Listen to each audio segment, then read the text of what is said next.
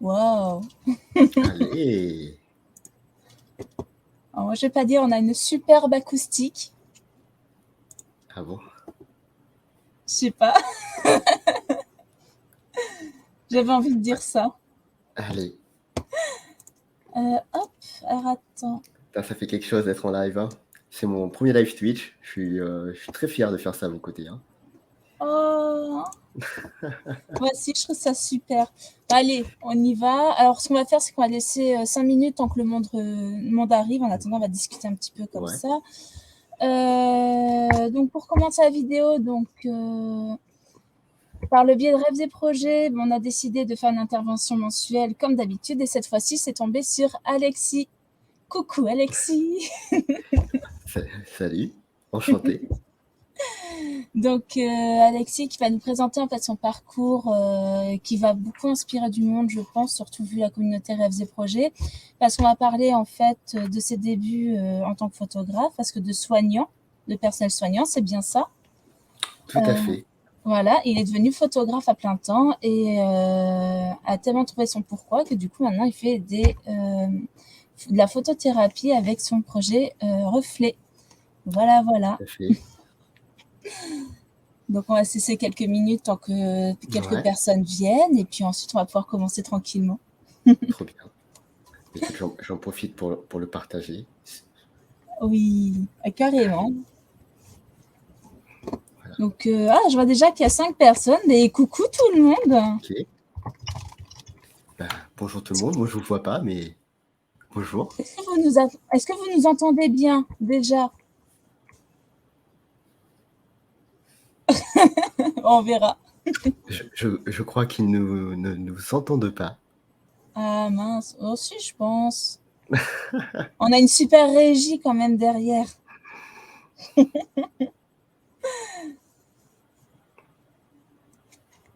Hein. Ah là là.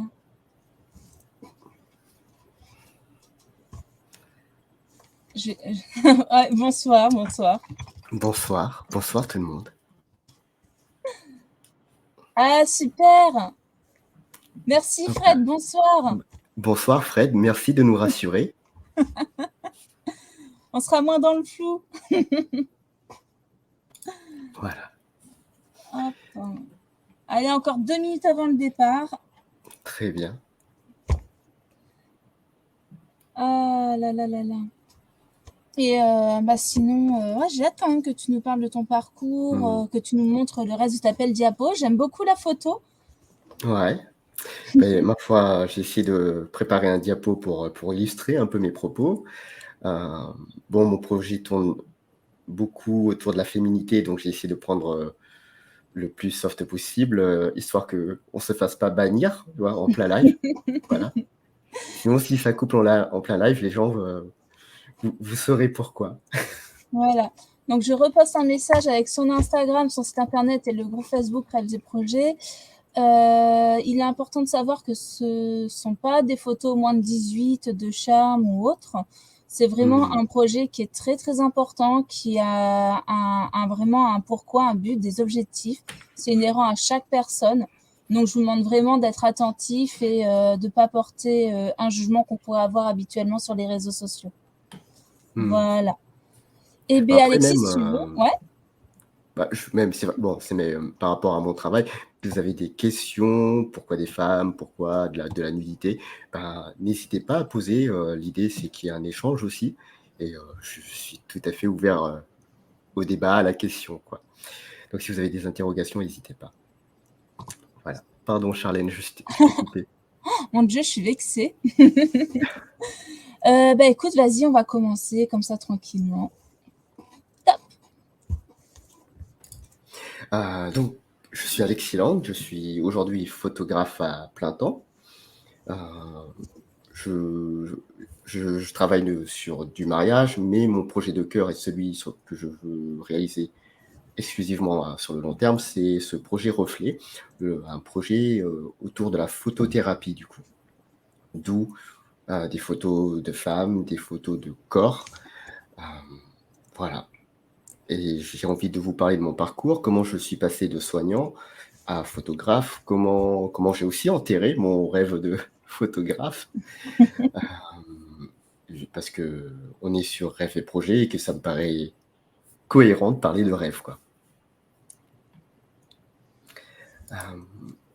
Voilà, du coup, voilà, le sujet de ce soir. Comment j'en suis arrivé à porter la blouse, et puis comment j'en suis arrivé à faire que de la photo par la suite. Et hop, attendez. C'est l'histoire d'un rêve. J'ai toujours rêvé de faire de la photo, parce que au début, c'était une passion et c'était même une blessure, pour tout vous dire. Parce que je suis vietnamien, comme vous pouvez peut-être le voir. Voilà, je me rapproche un peu de la caméra. Je suis vietnamien et du coup, mes parents sont arrivés en boat people. Donc, ils sont arrivés, c'était des immigrés, ils sont arrivés juste avec leur petite valise. Et ils avaient du coup, pour ainsi dire, rien, à part le minimum syndical. Moi, je suis un Vietnamien né en France, du coup. Et j'ai longtemps porté cette blessure qui est celle de ne pas avoir d'héritage. C'est-à-dire que quand je rencontrais mes proches, mes amis, qui eux avaient des grands-parents, par exemple, des souvenirs, une histoire de famille, moi, c'est quelque chose que j'avais pas, en fait. Et ça m'a longtemps travaillé. Et c'est comme ça que j'en suis arrivé à faire de la photo. Tout simplement pour créer mon propre héritage, finalement. Donc au début, c'était plus un besoin. Ouais, c'était carrément un besoin pour combler un manque. Donc finalement, tu te servais de la photo pour garder des souvenirs finalement. Ouais, pour créer. En fait, je me suis servi de la photo pour créer des souvenirs de manière un peu égoïste, en fait, pour combler mon manque. Pour moi, c'était une façon de dire si demain je disparais, j'aurais laissé un truc derrière moi. Voilà. D'accord. Parce que moi, mais a priori, j'ai des grands-parents, mais que je n'ai jamais connus, que je ne connaîtrai jamais. Mes parents ont eu une vie avant qui est très peu documentée, finalement. Enfin, moi, je connais, j'ai quelques traces et quelques photos d'eux, seulement depuis leur arrivée en France. Et de ceux qu'ils veulent bien me montrer également, parce que la culture vietnamienne étant très pudique. En fait, on parle beaucoup de nos réussites, mais on a du mal à parler de nos galères. Donc, en fait, j'ai qu'un aperçu de leur vie. Et moi, je me suis dit, ok, bon, avec le peu que j'ai, moi aussi, j'ai envie de créer mon histoire, de donner un héritage pour que ceux qui me suivent, aujourd'hui, j'ai des frères et des sœurs, que je puisse leur laisser quelque chose, quoi. Et comment t'es venue en fait l'idée de prendre la photo? Parce que transmettre un héritage, on peut faire par le biais du dessin, de l'écriture, par d'autres choses. Donc pourquoi la photo sur le coup? Figure-toi que je me suis essayé au dessin et que je dessine très mal. Voilà. Donc, voilà, par la force des choses, je me suis dirigé vers la photographie. Et il faut savoir que j'ai commencé avec les moyens du bord. C'est-à-dire que j'ai commencé avec un Nokia 3210, c'est-à-dire avec un téléphone. Parce qu'en fait, à partir du moment où ça faisait des photos, c'était OK.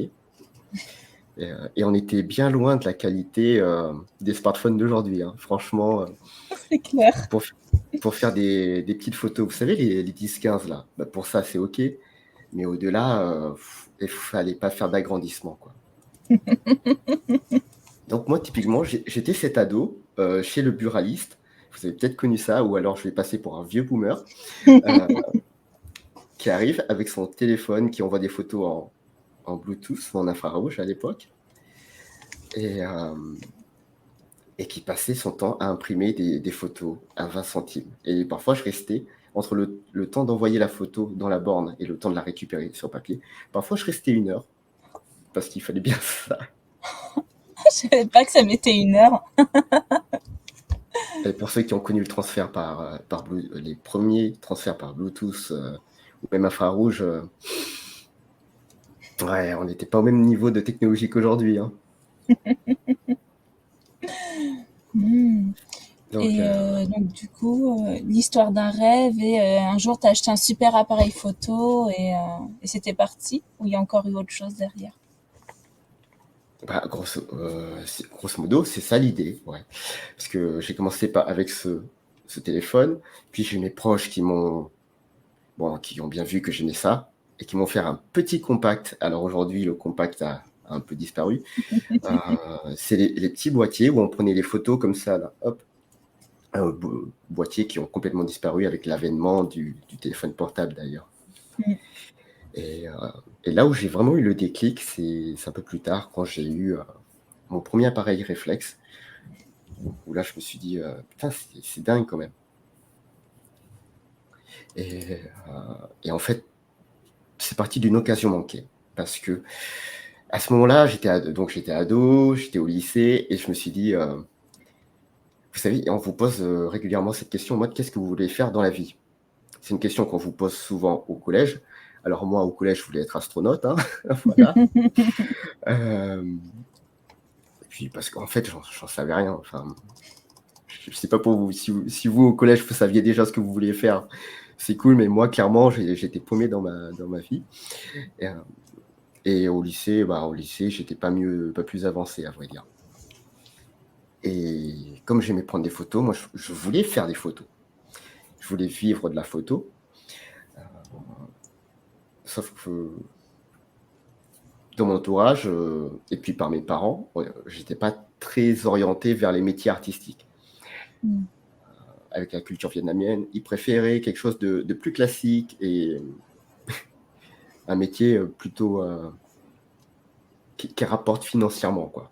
Eux, ils me voyaient banquier, par exemple, ou médecin, voilà. Mais je crois que c'est le souhait de beaucoup de parents au final. Et donc, clairement, on me disait que les écoles de photo, c'était extrêmement cher, que la photographie, c'était pas un vrai métier. Voilà, que la photo, on pouvait pas en vivre. Et donc ça, quand tu prends ça dans la tronche en étant lycéen, tu te dis, ouais, mauvais bail, je ferai pas de la photo mon métier. En plus, ça revient à longtemps parce que c'est vrai que c'était un moment, je pense surtout ce collège-lycée, quand on était dans le métier artistique, c'était un peu en mode les artistes ne payeront jamais leur loyer, leurs courses, à moins Ouais, d'être carrément. connus. Et je pense qu'aujourd'hui encore, les métiers artistiques sont pas extrêmement valorisés. En tout cas, ils sont pas perçus comme un job qui soit financièrement viable pour beaucoup. C'est plus un métier passion, et quand tu vis de ta passion, il faut faire des concessions, et notamment sur le fait de vivre décemment, visiblement. Et ouais, je parle des métiers artistiques à la photo, mais je pense que dans mon réseau, j'ai aussi pas mal de graphistes et de dessinateurs, et ils rencontrent les mêmes problématiques, quoi. Et donc pour toi, c'était une occasion manquée parce que... Ouais, parce que c'est ce qui m'animait profondément. Franchement, au final, je voulais plus être astronaute, je voulais juste passer ma vie à faire de la photo et même être payé pour, tu vois, c'était mon grand rêve. Sauf que j'ai pas été conseillé pour. On m'a dit, garde plutôt ça comme une passion. Prends quelque chose qui pourra te nourrir. En fait, voilà, c'était ça l'idée, d'avoir un job qui puisse me nourrir, un job alimentaire, quoi, presque. Parce que je crois que dans les études, c'est souvent la question qui se pose. Notamment quand tu es parent, que tu finances des études et qu'à un moment, tu aimerais bien que ton fils puisse être indépendant, quoi. Oui. Donc voilà, pour moi, c'est une occasion manquée, alors que ça m'animait profondément, mais non. Et encore, je me suis dirigé vers des métiers que mes parents N'approuvait pas forcément. Comme lesquels, tiens? Ça peut être rigolo ça. Bah, en fait, je me suis d'abord orienté vers, le social. En fait, je voulais être éduc. Finalement, j'étais, à mi-chemin entre l'éduc et le soin. Heu, j'étais aide médico-psychologique. Ça parlera peut-être Mmh. pas à grand monde ici, heu, mais au final, j'étais, un pied dans le soin, un pied, dans ce qu'on appelle l'éducation, quoi. Mmh. Donc Oh là là. et ouais, mes parents me voyaient plutôt comme un job, heu, sur des jobs plus classiques, en fait. Dans la vente, dans les assurances ou dans les banques. Est-ce que ça serait pas lié à la blessure, tu sais, de vouloir s'intégrer? Tu sais, que les parents veuillent absolument peut-être s'intégrer, et que tout Mais aille je bien? pense que ouais, bah, j'espère que vous êtes à l'aise avec la notion de blessure parce que ça va revenir souvent. Oh! Ouais, mais je pense que totalement parce que je pense qu'ils portaient eux-mêmes leurs propres blessures. Heu, Sauf que ça quand tu es lycéen, c'est clairement pas ton problème. Tu as pas le recul pour comprendre ça. Enfin, moi, je l'avais pas en tout Mmh. cas et oui, je pense qu'eux, ils sont arrivés, comme je vous l'ai dit, en France, avec très peu de moyens et là, tout de suite, heu, le besoin, c'était de pouvoir vivre, de se dégager un salaire, de garder un toit, de pouvoir élever sa famille correctement, heu et clairement, en portant ces blessures-là, ils me l'ont transmise en mode: «Toi aussi, si tu veux vivre décemment, si tu veux avoir un toit, faut aussi faire un vrai métier, quelque chose qui puisse te nourrir» et cetera, quoi. Mmh. Ah, nous avons Fred qui te soutient, qui dit que c'est exactement pareil et que pour lui, bah, photo, c'était pas sérieux, quoi, au moment à ce moment-là. Ouais, mais Mmh. carrément. Mais je pense qu'il y a beaucoup de métiers comme ça qui sont pas vus, enfin, qui sont pas perçus de manière sérieuse, quoi. Bah, par exemple, Mmh. tu me parlais du dessin, mais je pense que j'aurais annoncé à mes parents, que je voulais être dessinateur, je pense qu'ils auraient tiré la même tête, tu vois? Voilà. Ouais, en fait, tout ce qui est artistique, dessinateur, musicien, tout ça, voilà, c'est des artistes, Ouais, voilà. c'est un peu les professions qu'on met de côté, parce qu'on parle de métier passion et on se dit: «On peut pas vivre avec un métier passion, donc autant vers quelque chose de plus réaliste» Ouais, et donc heu, tu as après enfilé la voilà, blouse. tout à fait. Mais après, je pense que ça c'est quelque chose que mes parents portent en eux, par leur culture, vietnamienne.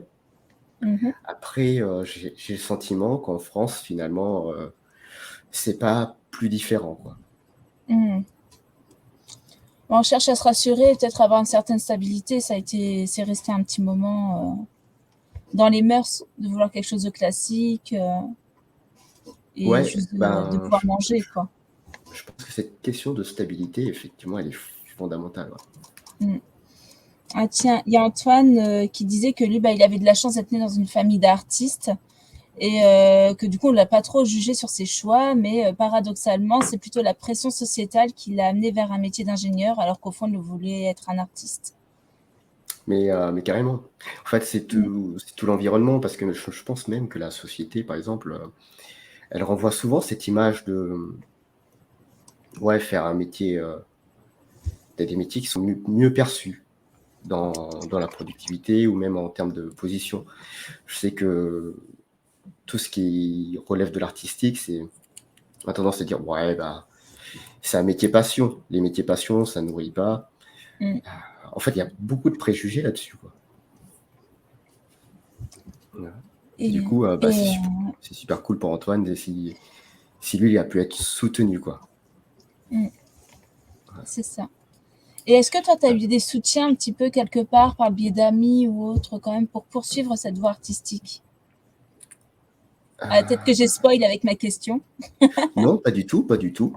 Hem, Moi, c'est quelque chose qui m'est venu, progressivement. Parce Mmh. que les premiers échos que j'ai eus, c'est que non, la photo, c'est invivable, en fait. La photographie, non, ça doit rester une passion parce que c'est beaucoup trop cher pour ce que ça peut rapporter, en fait. Mmh. Que c'était quasiment une impasse pour beaucoup de personnes de mon entourage, quoi. Et cette croyance, du coup, moi, à force de les entendre, je l'ai assimilée. Mmh.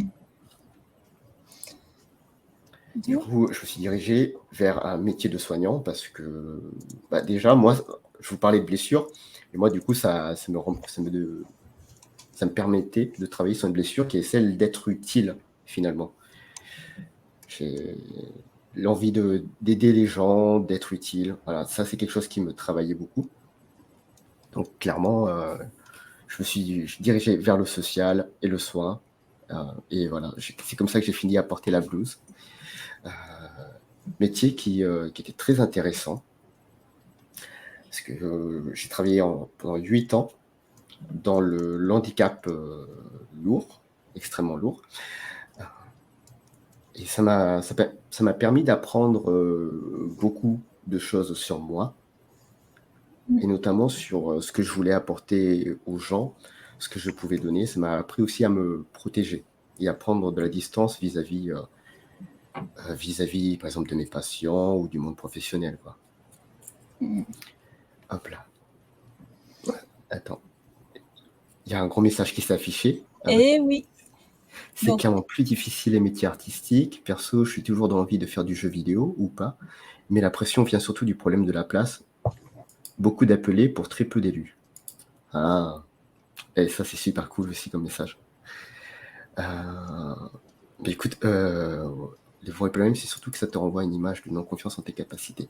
Carrément, exactement. Je fais un parallèle avec la photo, parce que la photographie, avec le temps et avec un peu plus d'expérience,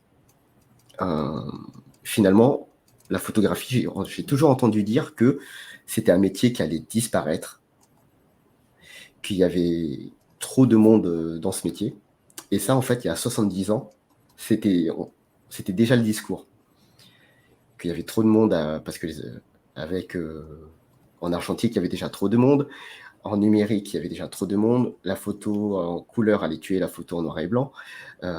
Voilà, en fait, ce discours-là, il a toujours existé, sauf que toi, quand tu arrives dans le milieu, en fait, tu n'as pas ce recul-là et tu te dis, tu manges ça en pleine tête et tu dis, ah ouais, mon rêve, il n'est pas du tout viable en vrai.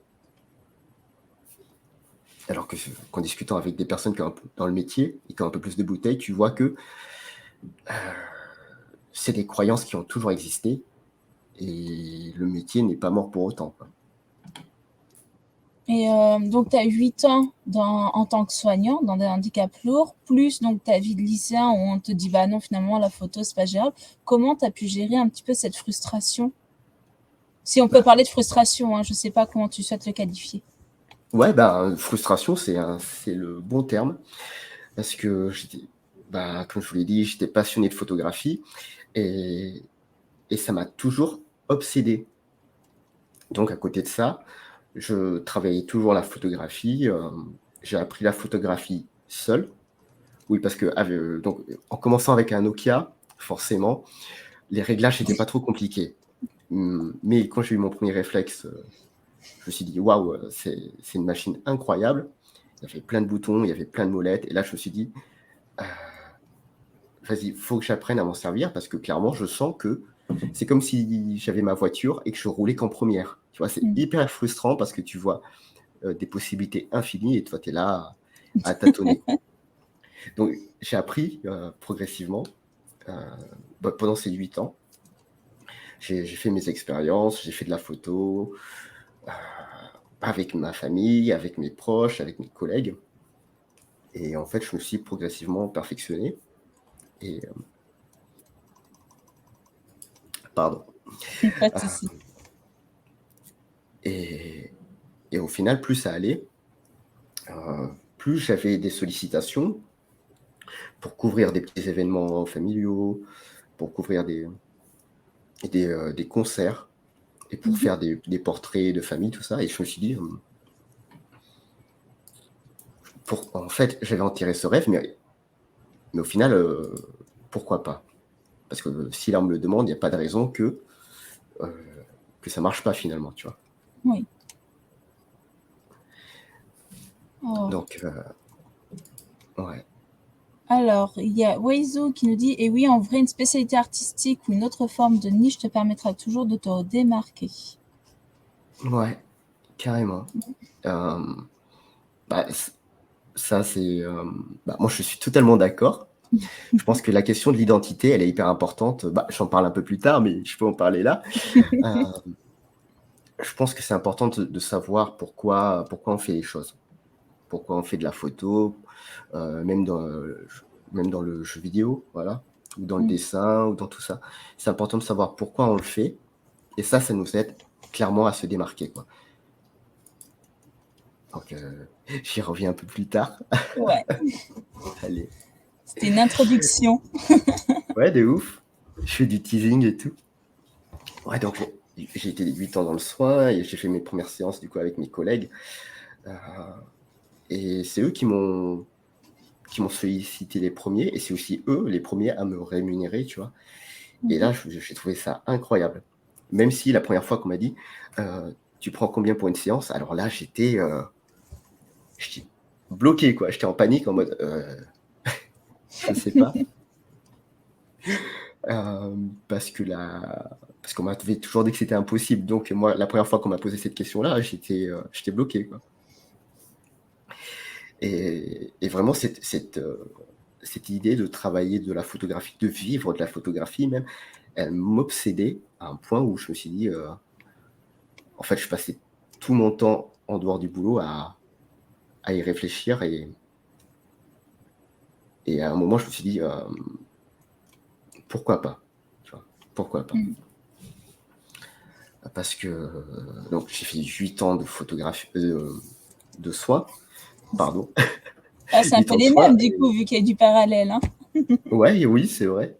Sauf que, bah, en 8 ans, Mmh. heu, on évolue tant sur le plan perso que sur le plan familial, le temps et à un moment, la vie de soignant, elle est hyper cool. Sauf que j'imagine que ça surprendra personne si je vous dis que c'est des horaires, alternés, c'est des horaires qui sont très lourds, heu et qui devenaient de plus en plus incompatibles avec, ma vie sociale et mes projets, pro à côté, quoi. Celui qui était progressivement en train de se construire, de se mûrir, de vivre de la photographie, quoi. Mmh mh. Donc avec de ce postulat-là, tiens, alors je vous ai partagé quelques photos que je faisais en 2017 du coup. Ben voilà, justement, il y a quelqu'un qui parlait de se spécialiser, d'être de niche et ben clairement moi à l'époque, j'en étais là, j'ai tout essayé et parce que je crois que quand on commence en photo, on fait tout, quoi. J'ai fait de la couverture d'événements sportifs, du concert, du portrait, du paysage. J'ai touché à tout, parce que je me disais que si je voulais vivre aussi de mon métier, fallait que je puisse être polyvalent et tout faire, quoi. Mmh. Et et je vous spoil un peu, mais c'était pas tout à fait ça. Donc je vous avoue que ça me fait quelque chose de se replonger, là-dedans. Mmh. C'était Et merci. oui. Donc et c'est là où la démarche d'identité où, elle était en enfin, j'étais juste en train de poser les bases. Je faisais de la photo parce que c'était mon kiff, mais je savais pas réellement pourquoi je faisais de la photo. Si c'est, je sais qu'au début, je le faisais pour cultiver ma vie, pour l'archiver. Bon, sauf que si je vous présentais des photos de ma vie, bah, vous trouverez ça beaucoup moins intéressant, hein. Voilà. Mes photos de Noël ou d'anniversaire, j'imagine que ça intéresse personne Oh et les parents alors, tu nous en parlais? et les parents aussi, mais ils veulent pas trop être affichés sur internet. Ah, bon d'accord. Voilà. Donc à un moment, à force un peu de soigner ma blessure, moi, j'en suis arrivé à développer un talent technique, une compétence technique, et celle de faire de la prise de vue, de faire de la photo. Et je me suis posé la question, mais qu'est-ce que j'ai envie d'en faire? C'est bien de savoir faire des photos, mais qu'est-ce que j'en fais derrière, quoi? Puis qu'est-ce que je peux en faire, surtout si j'ai envie d'en vivre? Il y a de ça aussi. Parce que faire des photos, c'est cool, mais si derrière on finit sur la paille, ça reste un mauvais bail, quoi. Petite question, est-ce que tu penses est-ce qu'il est nécessaire selon toi de passer vers ce côté touche à tout pour ensuite se spécialiser? Hmm. Je pense que c'est nécessaire, ouais. Je pense que c'est nécessaire dans le sens où quand tu commences, tu sais pas exactement ce que tu as envie de faire.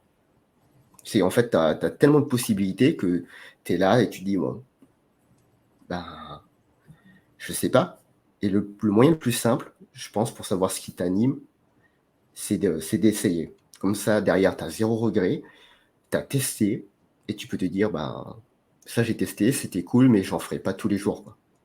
Mmh. Heu, je suis, clairement, je me considère pas comme le gars le plus cérébral, hein, je vous le dis tout de suite. Moi, si à un moment je coince, je passe à l'action et je vois ce qui en découle. Parce qu'à un moment, quand on est trop dans le mental, ça n'aide pas à faire avancer le projet. Et Mmh. en plus, le mental, c'est souvent beaucoup de peurs et les peurs, par définition, elles sont pas forcément rationnelles. Mmh. Voilà. Si on a des doutes sur notre confiance, ou sur nos compétences, bah, le moyen le plus simple, c'est d'y aller, quoi. On y Et donc, va et puis, ouais. pardon, Non, quelles vas-y, étaient vas-y. tes peurs à ce moment-là de la diapo? À ce moment-là de ta vie, quelles pouvaient être tes peurs, tes craintes, tes croyances ou tes pensées qui t'aidaient à avancer? Bah, là, à ce stade-là, clairement, je me disais, «C'est cool de faire de la photo, il y a du monde qui sont prêts à me payer, mais pour en vivre, ça va être chaud, quoi». Mmh. Et du coup, à ce stade-là, je m'étais dit: «Heu, il faut que je développe d'autres compétences à côté». En l'occurrence, par exemple, apprendre à vendre. Parce que moi, je viens d'un milieu médical et clairement, la vente, c'est un milieu, moi, qui me répugnait. Mmh. Ça, pour moi, la vente, c'est synonyme de vendeur de tapis, d'escroc. C'est un peu le gars qui va vendre de la glace aux Esquimaux, tu vois? Je suis en train de t'imaginer avec tes photos, tenez, pas cher. Voilà. Et et du coup, forcément, à partir de là, c'était difficile d'en vivre, quoi. Heu, donc à cette époque-là, je me disais, la photographie, effectivement, mes proches avaient peut-être raison. Pour en vivre, c'est très compliqué, quoi. Ah. Sauf que ça continuait de m'obséder, genre, vraiment. Et je vous l'ai dit, je suis pas quelqu'un de cérébral. Alors je me suis fait une promesse très bête, mais alors vraiment un truc terre à terre.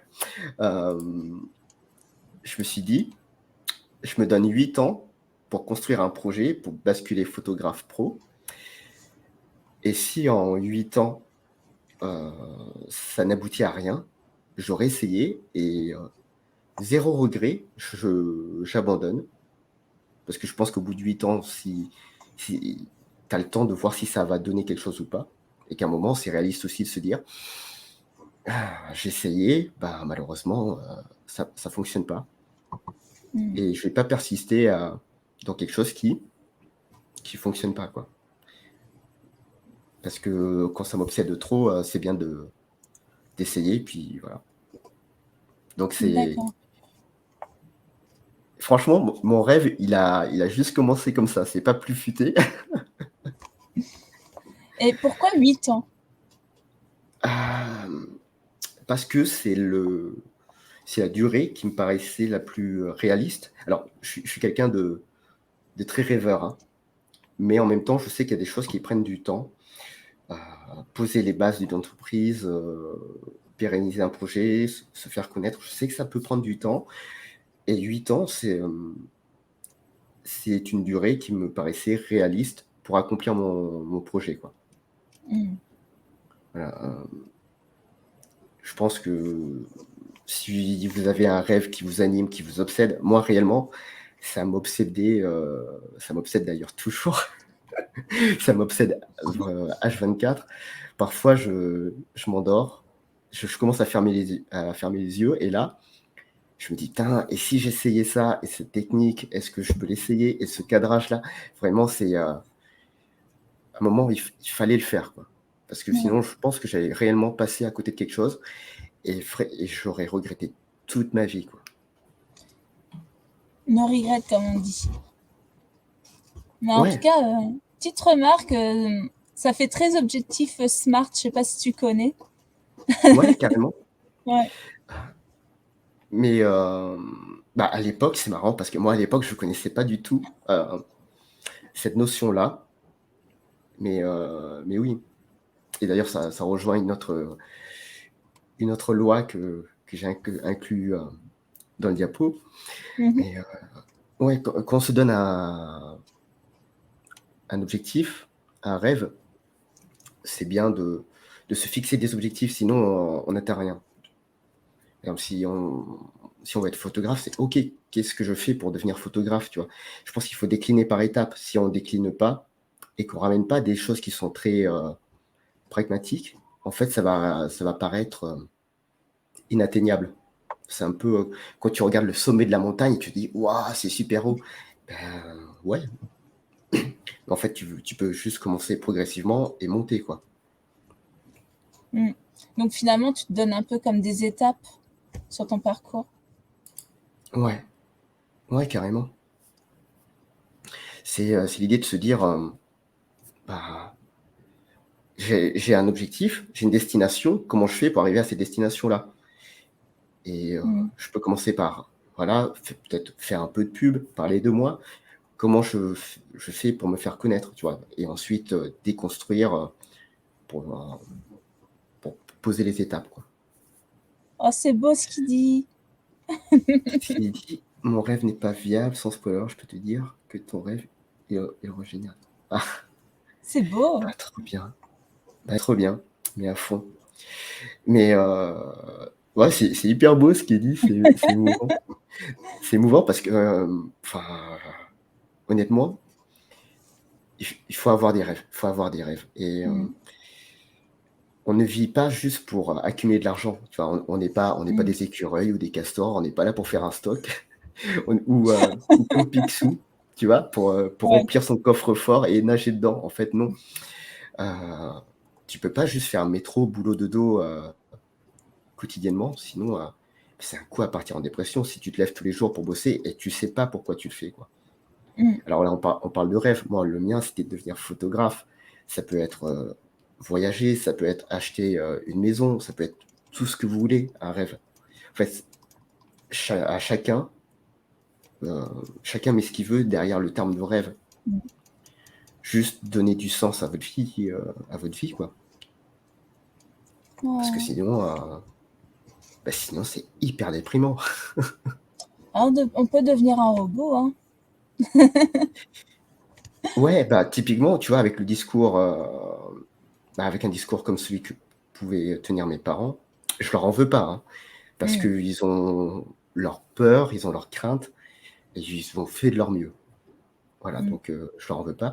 Mais effectivement, si on raisonne que par besoin, on étouffe aussi, bah, tout ce qui peut animer l'autre. Mmh. Voilà, si ta vie se résume à payer tes factures, ben, ouais, ça étouffe toute étincelle de vie Mmh. et ça, c'est hyper dangereux, en fait. C'est ça. Ah, là-dessus, je peux que te rejoindre et bah, ça me rejoint un peu la notion dont tu parlais, donc le fait que tu aimais pas vendre, donc tu as appris à vendre finalement la photo? Comment tu as fait pour être à plein temps du coup dessus? Ah, bah, ça fait partie des étapes que je m'étais fixées, tu vois? Parce Mmh. heu, bah, avoir un rêve, c'est bien. Après, il faut se dire: «Qu'est-ce qui me manque aujourd'hui?» Et moi, je sais que techniquement, j'étais plutôt au point. Mmh. Du coup, il fallait travailler ceux qui pêchaient. Et en l'occurrence, euh, la vente, c'était un domaine que j'aimais pas et que je savais absolument pas faire. Donc, à un moment, faut se pencher là-dessus parce que Mmh. tôt ou tard, j'allais y être confronté, quoi. D'accord. Et du coup, je sais pas si vous connaissez les qui tombent en dépression. Mais ouais, non, mais carrément. Si vous faites un boulot tous les jours, alors si c'est alimentaire, c'est OK hein, de faire un job alimentaire. Moi, le premier, j'en ai fait parce qu'à un moment, je savais pas ce que je voulais faire dans ma vie. Donc, c'est pareil. Vous voyez, je suis un gars pas cérébral. Hein. J'ai essayé plein de trucs, plein de jobs. J'ai fait dans la restauration, dans l'animation, dans l'agroalimentaire, tout ça, quoi. Puis après, le soin, ça m'a animé parce que je pouvais aider des gens et c'était valorisant, je me sentais utile aux autres. Et puis à terme, je voyais que le rythme de soignant ne me convenait plus. Et là, je me suis dit, il est peut-être temps de passer à autre chose aussi. Mmh. Et ça, c'est une notion, par exemple, qui est toute récente pour moi. C'est de se dire, peut-être que ce job-là me convenait à une époque et qu'aujourd'hui, il ne me convient plus. Mmh. En fait, les décisions qu'on a prises auparavant, là, en l'occurrence, 8 ans avant, Mmh.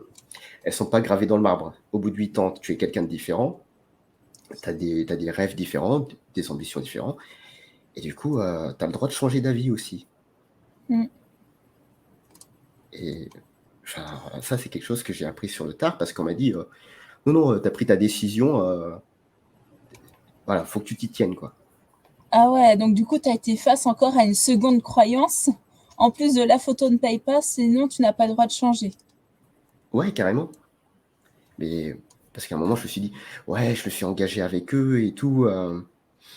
En plus, je travaille avec des patients, j'ai pas envie de laisser mes patients de côté, tu comprends? Et voilà. Sauf qu'il y a un moment, il y a une réalité, c'est que je peux pas être partout Mmh. et qu'à un moment, il faut aussi penser à son propre bonheur, quoi. Et que là, à vouloir être sur tous les fronts, finalement, moi, je m'épuisais parce Oui. que j'arrivais pas à être totalement soignant et j'arrivais pas à être totalement photographe non plus. Ouais, je vois. Donc à un moment, physiquement et psychologiquement, ça tenait plus, quoi.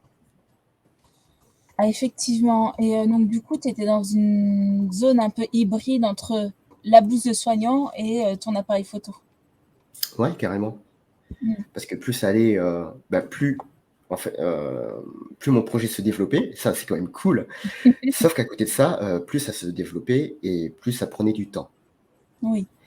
Et et à côté de ça, j'avais toujours mon métier de soignant que j'aime, d'amour, avec mes patients que j'aime beaucoup trop. Heu, Sauf qu'à un moment, tu peux pas être pleinement enfin, en tout cas moi, j'y arrivais pas, à être pleinement soignant ou pleinement photographe parce que, j'avais toujours une pensée pour l'autre métier, quoi. Mmh. Et je pars du principe, c'est un peu, pas qu'à un moment on a des capacités, mentales, psychiques, c'est un peu comme un vase, tu vois? Que Mmh. tu remplis et à un moment, tu peux plus le remplir plus, sinon ça déborde, quoi. Oui, je vois Donc à un moment, il a fallu aussi faire un choix, quoi. et comment tu as réussi à faire ce choix? Avec eux, en fait, c'est simple, c'est mon corps qui m'a dit qu'à un moment, il pouvait plus tenir, quoi. Mmh. En fait, à essayer d'être partout, pour le mental et pour le physique, en fait, c'est hyper difficile. Heu, En fait, quand tu veux tout faire à 100 à fond, au bout d'un moment, tu t'épuises et tu te détruis. Mmh. Parce que tout vivre à 100 à un moment, ça te flingue le corps, quoi. Oui.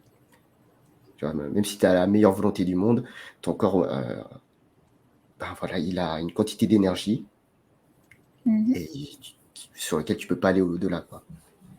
Donc à un moment, mon corps, il m'a dit: «Stop». Il m'a dit: «Bon Alexis, ça serait bien que tu prennes une décision maintenant parce que soit tu es soignant, soit tu es photographe, mais là, à essayer de conjuguer les deux, bah, tu me détruis, quoi. Mm.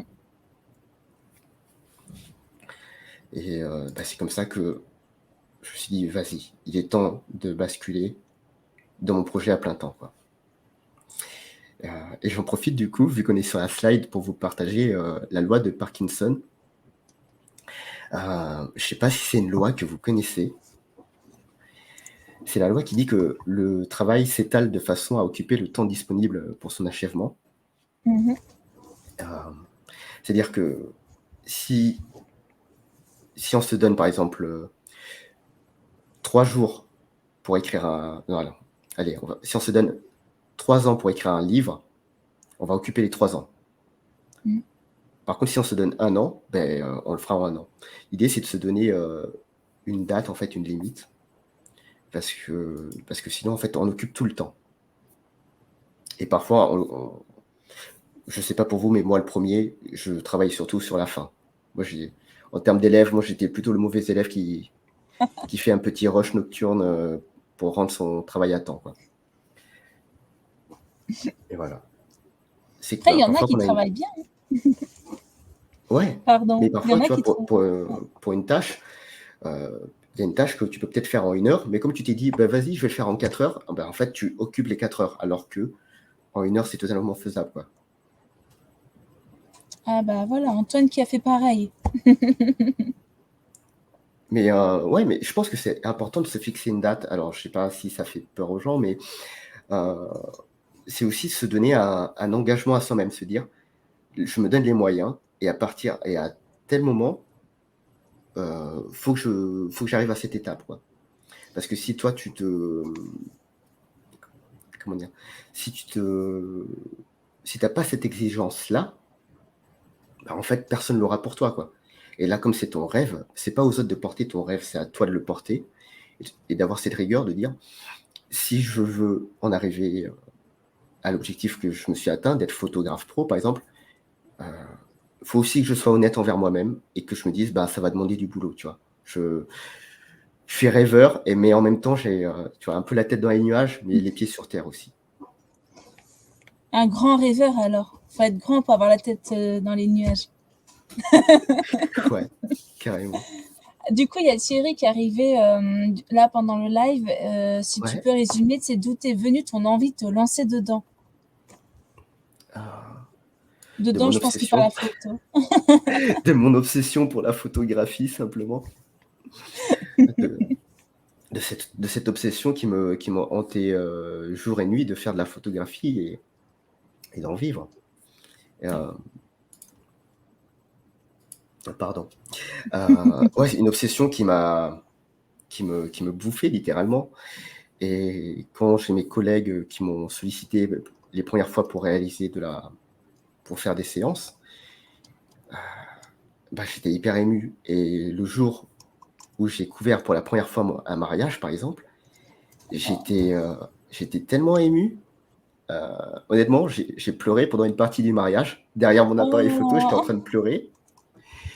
Euh, et en fin de journée, à 2 heures du mat, j'étais KO, j'avais mal partout. Mais je me suis posé dans ma voiture comme ça. Et je me suis dit, oh, j'ai mal partout, mais c'est trop bien. Je veux faire ça toute ma vie. Faut, pouvoir capturer la vie des autres, leur instant de bonheur et leur rendre. Putain, c'est un sentiment incroyable, quoi. Ah ouais, clairement, je me voyais pas faire autre chose, du coup. Ça me transportait de fou, quoi. et Et du c'est là où coup, je me suis dit, ouais. et donc du coup, est-ce que ça a été un déclic pour toi, ce genre d'événement, pour te dire je bascule vers la photographie totalement? Ouais, mais carrément. Parce que tu as tellement de peur quand tu dis, bah, attends, mais moi, ce métier, on m'a toujours dit que c'était invivable, que c'était pas viable, que c'était une passion. Mais bon, la passion, bah, ça nourrit pas, les gars. Et en fait, je me rattachais à ces sensations-là, quoi. Ces sensations-là où que je me suis dit, waouh, c'est le meilleur métier du monde. Quand les gens me rendaient quand les gens étaient hyper heureux de découvrir leurs photos, quand je les ai vus pleurer devant mon travail, c'est des émotions qui disent, t'as des peurs, mais t'es sur la bonne voie. C'est OK d'avoir peur. Mais clairement, tu fait pour ça et il faut que tu le fasses, quoi. Donc, ouais, moi, c'est ça qui m'a confirmé, en fait, mon souhait de dire: «Ça va pas être simple, mais j'ai envie d'en vivre». Voilà. Mmh. Prochaine slide. Allez! Allez! Attends, Ah, oh l'intro. non! Ah, c'est Ah! attends, ouais et du coup, j'en suis arrivé, à la transition. À un moment, l'idée, c'était de se dire, «Comment est-ce que je fais la transition?» Mon corps est en train de me dire, qu'il ne tient plus. Moi, je me dis que j'adore faire ça en plus. J'adore faire de la photo, donc à fond, quoi, faut y aller et l'idée, c'était de se poser les questions de comment je peux concrétiser un rêve, quoi. Mmh. Comment le concrétiser, déjà de manière professionnelle parce que, à côté de ça, j'ai rencontré quelqu'un. Aujourd'hui, on a une maison. Heu, Moi, je veux bien vivre de ma passion, mais je veux pas, perdre tout ce que j'ai pu construire jusque-là, quoi. Mmh. Enfin, et je veux pas que mon rêve se réalise au détriment d'autres choses. Mmh. Heu, donc il y avait cette étape-là de se dire comment le rendre viable et heu et durer dans le temps simplement. Donc tu avais quand même des enjeux, tu avais des objectifs, tu avais des choses où tu voulais absolument maintenir finalement ce que tu avais déjà acquéri. Ouais, carrément. Du coup là, il y a le côté, entrepreneurial parce que bon, quand tu te lances en tant que freelance, effectivement, il faut se dire, «Je vais créer mon entreprise». Qu'est-ce que c'est de créer une entreprise? Je sais pas pour vous, mais moi pendant 20 ans, un peu plus, en fait, je me suis jamais dit que j'allais devenir entrepreneur. Moi, j'aspirais à une vie assez tranquille en mode, métro, boulot, dodo, avoir une maison, avoir un CDI. Moi, ma vie à la base, c'était ça mes rêves, quoi. Une vie tranquille, heu, sans responsabilité et sans risque. C'est finalement ce qu'on nous apprend un petit peu au lycée quand on demande qu'est-ce qu'on veut faire et qu'on nous oriente vers la sécurité quand tu as demandé, jamais on va nous orienter vers l'auto-entrepreneuriat. C'est des choses qui commencent à peine à arriver maintenant. Je pense, ouais. Je Mmh. pense qu'à moins d'être dans une famille où il y a déjà des entrepreneurs, c'est pas quelque chose sur lequel on est naturellement dirigé. En tout cas, moi, ça a Mmh. pas été mon cas et c'est un monde que j'ai totalement découvert en mode c'est quoi créer une entreprise? Heu, En plus, je suis relativement timide, heu, c'est-à-dire que si je crée mon entreprise, il va falloir que je me mette en avant, heu, ça c'était hyper impressionnant donc puis il y a gérer l'administratif, comment ça marche, tout ça, enfin voilà. Toute cette partie-là, il a fallu l'apprendre, donc ça c'est une sacrée grande étape. Ensuite, il y a aussi, la question de qu'est-ce qui m'anime? Heu, Parce que vivre de sa passion, c'est bien, mais si derrière, heu, en fait, j'ai toujours été hanté par, une peur, c'est de finir dégoûté de ma passion. Mmh. Tu vois? Au-delà de l'aspect pécunier qui j'imagine tout le monde, a conscience, il y a l'idée qui revient souvent, c'est: «Mais si je me professionnalise dans ma passion, est-ce que je vais pas m'en dégoûter?» Tu vois? Et ça, Ouais. c'est quelque chose qui me hantait et qui me hante encore aujourd'hui. Mmh. Parce que parce que c'est un risque qui existe, je pense. Oui. Ah, Ah, Thierry qui pose une question: «Avec la situation, tu as des clients?» Point d'interrogation. OK. Ouais, carrément. Hem, Par la situation, moi, je présume que l'on parle de la covid. Oui, je pense Qui aussi. a Ouais.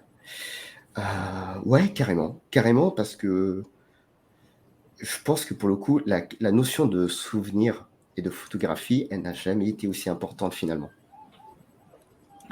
Parce qu'on a vu on a eu des restrictions de déplacement, des restrictions de regroupement et on a vu qu'il y a eu beaucoup de distance qui a été imposée, et je pense qu'il y a eu énormément de retrouvailles et là, on s'est dit: «Putain, c'est vrai que ces moments-là, ils sont ouf, ils sont précieux». Je pense qu'il y a des gens qui ont vraiment pris conscience, de l'importance de ces moments-là pendant la covid. Mmh. Parce que quand tu es dans le quotidien, quand tu es un peu la tête dans le guidon, tu oublies un peu, tu banalises énormément de choses. En mode: «Ouais, ça a toujours été comme ça, je sais que si je veux voir ma famille, je peux le faire quand je veux» et Oui. finalement, la covid est venue remettre tout ça en question, en mode, heu, il y a des moments, où il y a des imprévus. Il Ah, y a des imprévus qui vont aussi, ben, faire partir des gens. Voilà, je suis désolé, c'est pas hyper gai, mais c'est une réalité aussi et il y a des gens, voilà, ça a repoussé des mariages et pour autant, il y a beaucoup de personnes aussi qui se sont dit, heu: «Ça a été repoussé, c'est hyper chiant, mais on va on va fêter ça haut et fort pour prouver que c'est important, quoi». Donc oui, oui, j'ai eu des clients, j'ai eu du monde et je pense que alors d'un point de vue purement entrepreneurial, je pense que ça fera le tri aussi entre ceux qui ont un vrai pourquoi, ceux qui ont envie de vivre de la photo à fond et ceux qui veulent juste en vivre juste faire ça pour l'argent, quoi. Ceux qui ont un vrai mmh. message, ceux que ça anime, ceux qui ont ça dans les tripes, ben, voilà, ils vont s'accrocher parce que derrière, on aime trop ça, en fait. Non, clairement, j'ai le virus, de la photographie, les gens et et ça, pandémie ou pas, on me le retirera pas, quoi et je pense qu'on est nombreux là-dedans. C'est ça. Ouais Mais et tu as quand donc même de très belles réflexions disant comme quoi ta deuxième et quatrième question étaient vraiment des belles questions qui étaient très parlantes, même intéressantes et puissantes. Voilà, je voulais te le souligner. ah, beh, merci parce que ouais, comment protéger ma passion? Mais ouais, mais carrément et qu'est-ce que j'ai envie de laisser au monde? Et ça rejoint un terme que tu as prononcé tout à l'heure, c'est le pourquoi. Pourquoi est-ce qu'on pourquoi est-ce que l'on crée une entreprise? Pourquoi on se lance en tant que pro? On n'est pas là pour accumuler de la richesse, sans rien en faire, tu vois? Je veux dire Mmh. quand on partira, ben, même si, on est enterré dans un cercueil en cristal, ben, finalement ça nous change pas grand-chose, quoi. On aura un beau cercueil. Voilà et il y avait un exercice comme ça, je sais pas si c'est un exercice qui vous parle, c'est le tableau de visualisation. C'est un exercice hyper cool où sur une feuille, tu chacun on dessine tout ce qui nous fait rêver, tout ce pourquoi on aimerait, avoir de l'argent. Moi, je voulais faire un tour du monde, je voulais acheter une maison, heu, je voulais avoir un super appareil photo aussi. Ouais, bon, je suis photographe les gens, hein. Et ça, ça te motive, ça te permet de te dire: «Bah, je vais lancer mon entreprise, je vais avoir beaucoup de responsabilités, je vais avoir plein de peur aussi, mais derrière, ça me permet d'atteindre ça, quoi». Et au niveau de qu'est-ce que j'ai envie de laisser au monde, c'est ça aussi, est-ce que tu as envie juste de faire de la photo? Tu vois, par rapport à mes, photos sur les premières slides, heu, j'ai senti un gros manque. Alors je faisais des photos esthétiques, mais je sentais un gros manque et j'avais envie de donner plus que de la photo entre guillemets «esthétique». Et du coup, c'est comme ça que j'en suis arrivé, par exemple, à de la photothérapie. Photothérapie qui, aujourd'hui finalement, je prends conscience que ça matche, totalement avec mon parcours. J'étais soignant, j'étais photographe en même temps et j'arrivais pas à concilier les 2 et aujourd'hui, ben, je me suis lancé dans la photothérapie et finalement, c'est une manière pour moi de concilier ces 2 secteurs qui me tiennent énormément à cœur, quoi.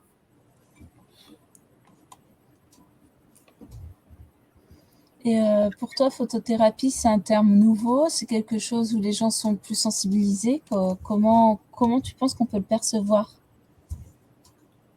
Bah, écoutez, ça c'est super intéressant. Et dans le chat, comment est-ce que vous le percevez, la photothérapie, comme terme? Allez, on vous laisse quelques minutes, on reviendra dessus.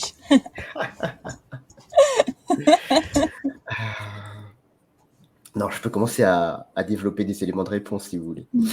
Je pense qu'effectivement, c'est un terme qui est tout récent, qui émerge tout juste. C'est un terme aussi qui n'est pas encadré, donc à ce jour, tout le monde, moi compris, hein, on peut l'utiliser pour mettre ce que l'on veut derrière. Il y a de très belles choses et il y a des dérives un peu plus obscures. Je sais que derrière le terme thérapie, ça peut faire peur à beaucoup de monde. Il y a un côté médicalisé qui effraie.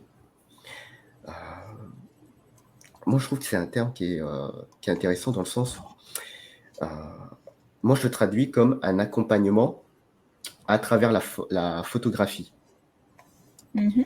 D'où le côté donc photographe, et thérapie pour l'accompagnement que j'amène à mes clients. Un accompagnement qui n'est pas forcément présent dans la démarche d'autres confrères ou consoeurs, quoi. Mm. Voilà, je sais qu'il y a, par exemple, un entretien pour cerner les besoins. On prend le temps de poser des mots, je prends le temps de consulter un peu de les interroger sur leur vécu. Grosso modo, on fait presque ce qu'on appelle, nous, dans le milieu médical, une anamnèse, c'est-à-dire savoir un peu ton parcours, quoi. D'où tu viens, qui tu es, ta situation, et qu'est-ce qui t'amène à faire un soin, à faire de la photothérapie, par exemple. Et ça, c'est pas une démarche de photographe, finalement. C'est pour ça que j'ai longtemps été embêté par le terme de photothérapie. Mais à ce jour, je crois qu'il n'y a pas de terme plus approprié pour un accompagnement, en plus de la photographie. Oh, un grand message. Oh. En tant qu'ex-photographe, ce qu'Alex vient de dire, la photo est toujours et sera toujours une thérapie, et c'est super intéressant pour ma part, car on donne quelque chose à une personne totalement étrangère. Un courage qu'il a jamais pu acquérir au fil du temps, et pouvoir s'ouvrir vers de nouvelles horizons. Oh. Ouais. Ça, c'est très intéressant. Et le fait de dire thérapie, c'est aussi de poser ton attention sur ton travail. Je pense que la photographie renvoie obligatoirement une image. C'est OK. Mais l'image qu'elle renvoie dans un projet de mode, par exemple, n'est pas celle que l'on attend dans un projet dit de photothérapie. Tu vois, quand on est dans la recherche purement esthétique, comme ça peut être pour du packshot ou de la photo de mode, avec de la peau parfaite, de la mise en valeur de produits ou de make-up, oui, ça renvoie une image. Est-ce que ça renvoie l'image que l'on attend, que la personne a besoin, tu vois? Peut-être pas. Et c'est pour ça que j'étais très embêté, parce que j'ai beaucoup de confrères aussi qui me disent: «Ouais, bah, la photo, ça renvoie obligatoirement une image». Ouais, mais en fait, là, je pose l'intention de renvoyer une image non retouchée de la personne, une image qui va répondre aussi à ses besoins. Donc j'interroge le mal-être, j'interroge des complexes, et c'est des questions que, en fait, que tous les photographes n'ont pas, parce que ce n'est pas forcément la philosophie de leur travail, simplement. Ah, tiens, une définition selon Leo Tchokka. Ouais. Alors, c'est d'arriver à se dire, si je suis aussi belle dans la vraie vie que sur mes photos, je vais m'asseoir dans ce théâtre comme une diva et arrêter de m'excuser d'exister. Les gens peuvent me regarder s'ils veulent. Oh, c'est beau ça, j'aime beaucoup. Mais oui, mais c'est trop ça. Beaucoup d'affirmations, j'adore. Ouais. C'est marrant ça, de s'asseoir comme une diva. Ça me rappelle quelqu'un, c'est Léa. Ah, peut-être. peut-être, je sais pas. Mais oui, en fait, c'est d'aider. Je sais qu'au niveau de mon public, euh, au niveau de mes clientes, elles sont souvent atteintes de ce qu'on appelle la dysmorphophobie. Dysmorphophobie, pardon. J'ai du mal. En fait, elles se voient différemment de ce qu'elles sont réellement. Et pouvoir en avoir conscience et les accompagner dedans, c'est très intéressant, quoi. De leur dire, ben voilà, vous avez une perception de vous, je vais vous montrer la personne que moi je vois. Et comme elles ont un vécu, qu'elles ont des blessures, souvent elles ont une image qui sont très très difficiles et très dures envers elles-mêmes, quoi. Je rajouterais même une image très violente, souvent. Et là, l'idée, c'est de leur apporter un peu de bienveillance aussi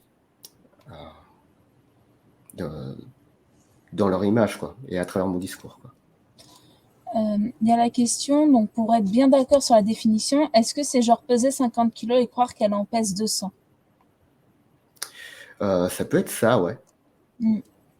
Ça peut être ça. Pour vous dire un exemple qui est un exemple très basique et très commun, il y a des femmes qui perdent du poids, mais chaque fois qu'elles vont acheter des fringues, elles prennent toujours une taille supérieure. Parce que, intérieurement, elles sont restées bloquées sur je fais du XL ou je ne sais quoi, et elles n'arrivent pas à croire à se persuader qu'elles sont plus fines. Même si leurs vêtements, leur garde-robe leur dit non, en fait, cher ami, tu as perdu du poids. Mais en fait, c'est plus un blocage qui est psychologique. En fait, c'est une dissociation entre l'image réelle et l'image perçue de soi-même. Voilà. Tout Alors, comme... ouais. il y a Thierry qui nous dit, ce qui est bien avec la photographie, ça montre ce que nous sommes et de pouvoir apprécier ce que nous sommes. Ça, c'est intéressant. Ça, c'est super cool. En vrai, j'ai tendance à dire que les photographes sont un peu des menteurs, mais bon. Mais parce que un cadrage, c'est tout. En fait, c'est subjectif. Et donc, ça montre que la vision du photographe. Tu vois, je faisais un parallèle avec le photographe de mode. Le photographe de mode ne va pas cadrer, ne va pas penser de la même façon qu'un photographe qui veut faire de la photo authentique. Tout comme celui qui veut faire de la photo authentique ne cadrera pas comme un photographe de famille, peut-être, tu vois. Parce que l'intention et le message qu'on a envie de véhiculer est différent, quoi. Finalement, on a quand même un biais. Tu sais, c'est comme quand on dit on a peut-être pas forcément de jugement ou le point de vue est neutre, c'est difficile parce qu'on a tous chacun notre vision de la vérité.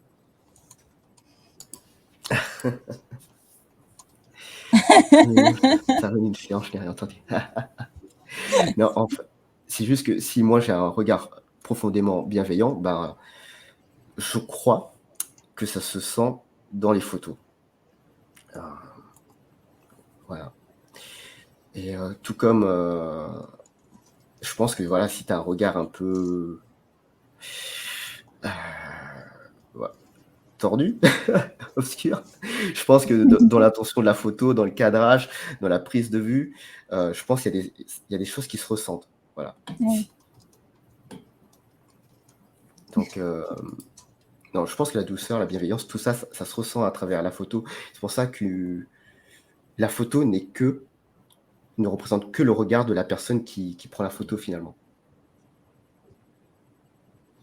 Et dans le mien, c'est un regard qui est profondément différent de celui qu'ont mes clientes qui arrivent avec des blessures, de la violence et des traumatismes pour certaines. Oh. Je suis un peu émue, désolée. Ouais, ça va, j'ai pas trop cassé l'ambiance. Oh non, du tout, du tout. Et du coup, comment tu arrives à te protéger de tout ça? Parce que ça demande quand même beaucoup d'empathie, tu as toute une démarche derrière assez psychologique. Mmh, ouais. Bah, ça, pour le coup, ce sont mes 8 années de soignant qui m'ont appris.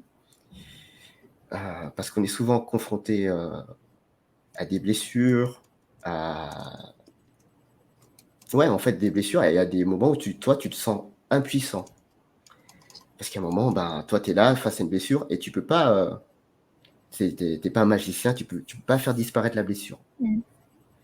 Mais tu peux aider à soigner la blessure, tu peux la panser, tu peux adoucir les symptômes et juste ça, Mmh. c'est ouf déjà et moi, je me dis: «Ben, OK, c'est des blessures qui t'appartiennent, tout comme ça peut être des violences qui t'appartiennent. C'est dans ton histoire, je comprends, ça me parle énormément, heu, mais elles ne m'appartiennent pas, quoi. Tu vois? Il faut accepter de Mmh. se dire: «OK, ça c'est dur, ça m'appartient pas» et c'est juste resituer, quoi. Je vois. Hop là. Et donc toute ta transition, qu'est-ce qui t'anime? Tu as trouvé donc la photothérapie par logique ou, Ouais. est-ce que tu es tombé par hasard un peu dessus? Bah, j'ai envie de vous dire, c'est toujours très égoïste, hein. Tu sais, j'ai cette peur, viscérale de disparaître, en ne laissant rien derrière moi. Ça c'est une de mes blessures, tu vois? Et je me Mmh. dis que derrière, ben, même si je disparais, ben, je laisserai des photos de moi. Mais j'aurais aussi aidé, des personnes à aller mieux et bah, ça, égoïstement, heu, c'est une blessure qui, je pense, peut profiter aux autres, tu vois? Mmh. Donc moi, je soigne ma blessure et j'essaye d'adoucir celle des autres en même temps. Ah bah, Antoine apparemment a la même. Ah ouais? Ouais. Ah, c'est ouf! Beh, trop bien, on fera un live, entre névrosés. Oh là là. Et donc, maintenant, donc tu as fini ta transition, tu comment en fait tu as considéré que ta transition était finie? Que tu t'es dit: «C'est bon, je vais me lancer dans ça, ce sera ma valeur ajoutée, ma patte». Bah, en fait, bah, ça revient un peu à ce que je disais tout à l'heure, c'est que j'ai essayé beaucoup de choses et celle qui m'a le plus, animé, celle que tu sais ce sentiment que je dis: «Waouh, mais c'est ouf, j'ai envie de faire ça tous les jours, toute ma vie», bah, c'était ces séances-là. D'accord. Heu, c'est de la pour certains, ça sera que de la photo, en lingerie, mais, pour avoir fait une offre spéciale, par exemple, pour la Saint-Valentin, je suis arrivé avec sur des séances où elles voulaient juste se faire plaisir, où il y avait moins d'enjeux et en fait, là, j'ai senti qu'il y avait un fossé énorme entre ces séances-là et celles en photothérapie et si c'était très intéressant de faire des séances avec moins d'enjeux, j'ai trouvé que c'était aussi, moins intéressant. Moi, ça D'accord. me nourrissait beaucoup moins.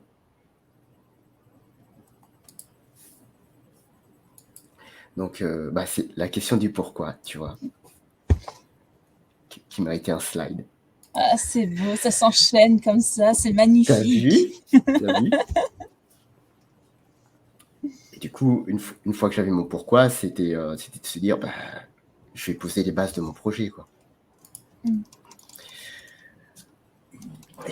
et vraiment, je vous encourage à si vous avez un rêve et je pense que vous en avez, qui sommeille en vous, soit vous en avez conscience, soit ça sommeille en vous et franchement, prenez une feuille blanche, et marquez vos rêves sur une feuille. Vous en avez tous. Heu, ouais. Juste, tu sais, je vous parlais de tableau de visualisation tout à l'heure. La première fois que j'ai dû faire le mien, j'ai sorti ma feuille, mon stylo, je suis et j'ai eu un gros moment de blanc pendant une demi-heure en mode: «Alexis, c'est quoi tes rêves?» Tu vois? En fait, Mmh. c'est pas une question que l'on te pose au quotidien. C'est quoi tes rêves? Qu'est-ce qui t'anime? En fait, qu'est-ce que tu as envie de faire de ta life? Tu vois? À part payer tes factures.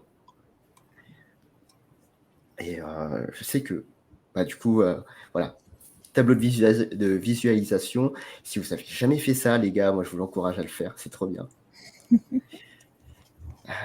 Et du coup, avancer vers son rêve.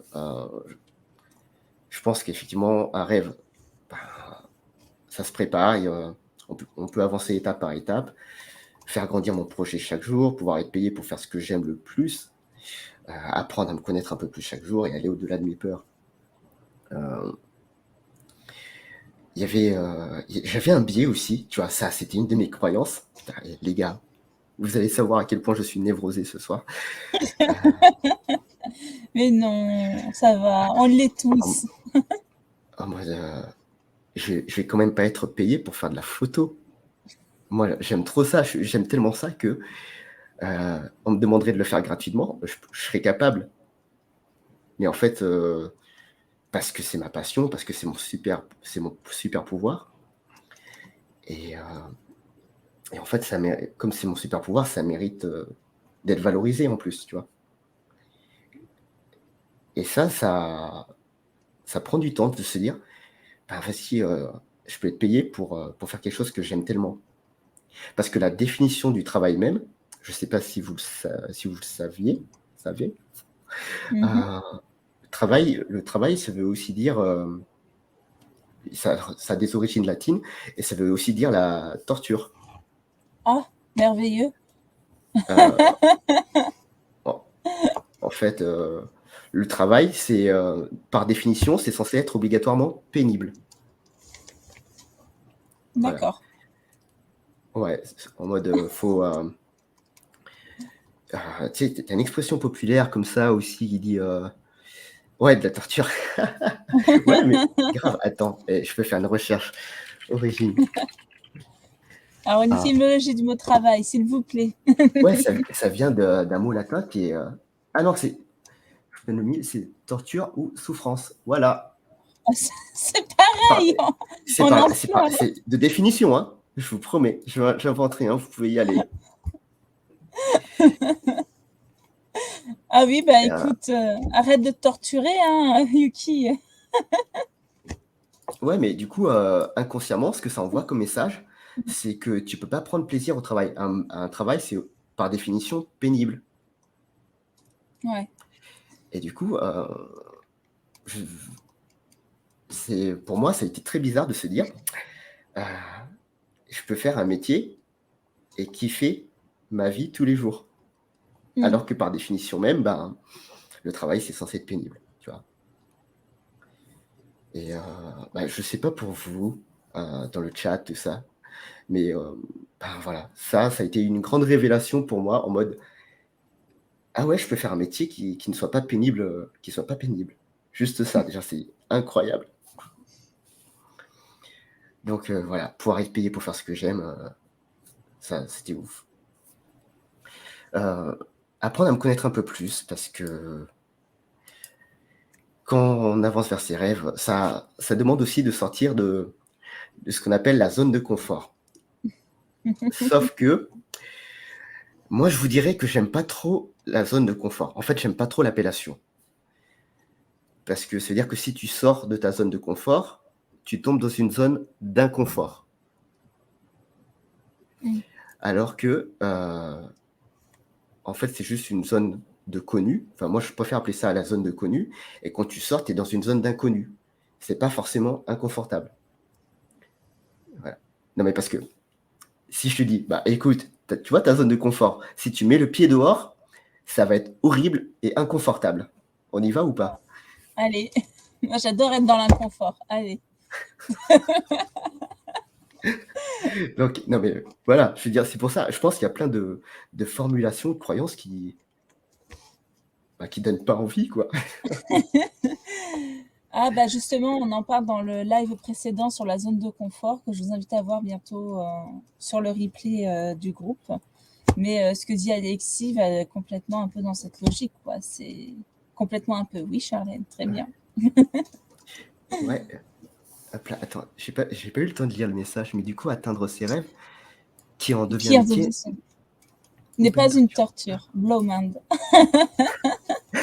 excellent. Bah, en fait, c'est là où c'est important de déconstruire des termes. En Mm. fait, si tu te dis que ton métier ça sera toujours un truc chiant et purement alimentaire, bah ouais, clairement, tu feras jamais de ta passion un métier. Parce que tu veux pas que ta passion devienne un truc chiant et alimentaire. Mais si tu te dis que ta passion, ton super pouvoir peut te nourrir tous les jours et que ça peut te faire kiffer tous les jours, bah en fait là, tu changes ta perception des choses. Et je pense qu'il y a beaucoup de choses, c'est vraiment que de la perception. Et c'est une question d'angle, en fait. Mm. Mais voilà, juste, moi j'ai envie de te dire, un job n'est pas une souffrance quotidienne, quoi. Ah, j'ai envie de faire une blague maintenant. Je peux? C'est votre live, hein, vous pouvez y aller. À moins d'être maso et de rester auto-entrepreneur. Voilà. All right, all right. Mais c'est là où Donc, on prend notamment la notion de métier passion, finalement. Où on dit un métier passion va être moins, ce qui est aussi souvent le parallèle au métier artistique. On va dire, ah bon, bah, cela, ça va, on va plus dans une continuité, on peut mais, donner un petit peu d'argent. mais exactement, en fait, Mm. là, quand tu parles de métier passion aux gens, ils te disent, ouais, c'est un métier Mm. qui nourrit pas. Je sais pas, moi, par définition, chaque personne qui a utilisé ce terme-là me disait, un métier à passion, ouais, c'est un métier qui ne nourrit pas, quoi. Ou alors, tu acceptes d'être payé au lance-pierre. Alors que non, C'est en ça. fait, c'est pas parce que c'est ta passion que tu dois être payé moins, en fait. Mhm. Et ça c'est une prise de conscience qui me vient et que je vous partage là ce soir. Et franchement, je vous encourage à y réfléchir. C'est pas parce que c'est votre passion que vous êtes censé être payé moins. C'est Mm. pas parce que vous kiffez ce que vous faites que, bah, ouais, mais comme j'y prends déjà plaisir, c'est OK d'être payé moins. Mais non, mais pas du tout, les gars. Bah, c'est comme toi qui propose une véritable valeur ajoutée de par ta passion avec la photothérapie. Où là, il y a quand même quelque chose encore plus loin que juste l'artistique, l'esthète. Voilà. Mmh. Et à partir de ce moment-là, je pense qu'on peut considérer à dire, mais non, mais c'est encore plus c'est bien plus qu'un métier ou un métier passion, c'est quelque chose que j'aime et je mérite d'être payé pour ça. Ouais, mais voilà, moi je fais le parallèle avec, on parlait de dessin tout à l'heure ou de Mm. jeux vidéo, bah, mais même si, en fait, si c'est ta passion, c'est OK. Après, on touche à une chose qui est la rémunération et ça, ben, tu as des factures comme tout le monde. Donc en fait, bah, tu dois être rémunéré juste comme tout le monde, en fait. C'est ça. Tu vois, c'est pas si on tombait sur un boulanger et un boulanger qui kiffe son métier, j'espère qu'il y en a, heu, on va lui dire: «Bah oui, mais c'est ta passion, tu peux me donner, la baguette, gratuitement». Non, en fait, non. Oui, bah, oui, c'était sa passion, mais peut-être qu'il a besoin de se nourrir et peut-être qu'il a une famille derrière aussi, tu vois? C'est ça. Donc non, enfin, un métier passion, bah, c'est tout à fait rémunérable, quoi. Ah bah tiens, Et petite mmh, question, je suis désolée de te couper de vas-y, Weizu, que je vas-y. trouve qui va dans la continuité de ce que tu dis. Est-ce que la considération du métier passion, c'est pas aussi une excuse pour certaines personnes pour ne pas payer ou mal payer et donc, est-ce que ce ne sont pas les mauvais clients qui dénigrent et rendent impopulaires ces métiers? Putain, et ça Et ça, c'est vraiment top, hein. Weizu, merci pour cette question. Heu, je vais pouvoir parler de mes névroses encore? ah bah il marquait quatrième point, apprendre à aller au-delà de ses peurs, hein, donc Ouais, carrément. Tu vois, au niveau des peurs, on ne pourra pas plaire à tout le monde. On pourra pas plaire à tout le monde et oui, ça implique aussi qu'il y a des gens qui vont nous refuser pour nos tarifs ou parce qu'ils ne voient pas l'importance de notre travail, quoi. Hem et ça, bah, ça s'apprend, en fait. En mode, heu, plaire à tout le monde, c'est aussi plaire, aux plus bêtes. Voilà, vous comprendrez le message. Hem et je sais qu'au début, quand tu as énormément de peur comme, bah, pouvoir payer ton loyer ou juste la peur d'être rejeté, ça peut être difficile de se dire, Ouais, mais vas-y, moi, il faut que je paye ma facture ou alors j'ai pas envie, moi, j'ai envie de faire de la photo, j'ai pas envie qu'on me dise non, alors je vais peut-être baisser mon tarif et ça t'apprend, en fait, à aller, au-delà de tes peurs et de te dire: «Ben, faut que je me respecte. Faut que je me respecte, mon travail, il a de la valeur, faut que je reste sur mes positions, quoi et si cette personne ne voit pas la valeur de mon travail, c'est OK. Je pense qu'on n'est pas faites pour travailler ensemble. Mmh. Mais ça te demande un cheminement qui est ouf et Mmh. et c'est en ça que je trouve que créer son entreprise, c'est une sacrée aventure quand même, et mais ça s'apprend. Ça s'apprend, hein. Franchement, je vous le dis, je vous le répète, mais au début, j'étais hyper timide, je sais pas parler d'argent, je sais pas parler de tarifs. Moi, je voulais juste faire de la photo, tu vois? Et aujourd'hui, je me dis: «Bah, voilà, je peux pas plaire à tout le monde» et plutôt que, bah, que de me forcer à travailler avec tout le monde, je me dis: «Je vais juste travailler avec les clients avec qui ça match». Parce que je pense qu'entre passionnés, et si vous êtes sur Rêve et Projet, je pense que vous êtes passionnés, heu, on n'arrive pas à faire les choses à moitié. Quand on se lance dans un projet, d'autant plus dans un domaine que l'on aime, on se donne à 100 et se donner à 100 pour des personnes, heu, qui ne voient pas l'intérêt de ton travail, en fait, c'est le meilleur moyen pour te dégoûter de ta passion et du coup, on revient à quelques slides avant en mode: comment faire pour se protéger, pour pas finir dégoûté de sa passion? Ça va aussi par le biais de ne pas accepter tous les contrats, quoi. Parce que tout accepter, c'est accepter aussi n'importe quoi. Et finalement, on pourrait même retomber sur, ce que tu avais fait au tout début, c'est-à-dire faire des contrats même qui ne te ressemblent pas, qui ne sont plus dans le Ouais, contrat que carrément. tu as construit. Donc on peut même limite aller vers un cercle un peu vicieux. Mais carrément. Bah, Mmh. pour vous dire, à l'époque, je commençais tout juste et je voulais juste faire de la photo pour mon plaisir perso, tu vois? Mmh. Et je suis tombé sur, une boîte qui voulait des photos, qui voulait un petit reportage, chaque samedi soir et moi, à l'époque, moi, je voulais juste qu'ils me payent le déplacement, hein. Donc je leur ai dit: «Ouais, moi, je vous fais le reportage, tout ça et pour 20 €. 20 € mon samedi soir, tu vois? Mon samedi soir valait pas plus de 20 €, tu vois? C'est ce et et en fait, bah, cette boîte à l'époque m'a dit: on a réfléchi, vous êtes trop cher». Quoi? Heu, Ah, je suis choquée. alors comment vous dire que ça m'a oui, exactement. Et heu et là, je me suis dit: «Ouais, bah, tu sais quoi? Ben, vous aurez plus aucun reportage de ma part» et en fait, là, je me suis dit: «Non mais mec, il faut que tu peux pas plaire à tout le monde, clairement». En plus, ouais, en fait, c'était une équipe de sport. Ils étaient 10. En fait, ça revenait à 2 € par membre de l'équipe, par exemple. C'est ça. Là, je me suis dit: «Non, mais tu peux pas plaire à tout le monde, faut que tu te protèges. Faut que tu te protèges, mec, sinon tu vas te finir dégoûté de ta passion, tout ça». Enfin, donc ouais, choisissez les contrats, qui vous plaisent le plus, quoi. Et tu sauvé ton samedi soir du coup? C'est pas mal. Ouais, en plus! Ouais, en plus, pour regarder la trilogie du samedi soir, tout ça, quoi. Donc mais ouais, enfin, juste, tu vois, c'est bête, mais ça bah, ça met une claque et Mmh. je pense qu'il faut être honnête aussi envers vous, c'est que, bah, il y a des moments où je fais plein d'erreurs et ça m'apprend beaucoup sur moi. Ça m'apprend aussi à relativiser sur des choses et c'est en ça que je trouve que l'entrepreneuriat est une super aventure. Oui. Hem, mais sous le coup, je vous avoue que c'était pas hyper agréable. Voilà, c'est juste que ce que je veux dire, je veux pas vous vendre que du rêve, vivre de sa passion et tout. Non, non, il y a des moments, c'est pas du tout agréable. La compta! Mais voilà, là, je suis là avec vous, je vous en parle et ça me fait rire. Bon, sous le coup, je grimaçais un peu quand même.